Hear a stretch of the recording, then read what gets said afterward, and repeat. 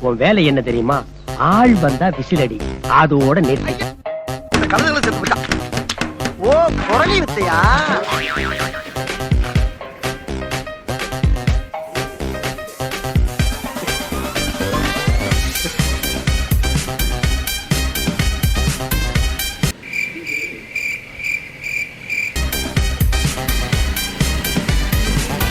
என்ன பண்றீங்க?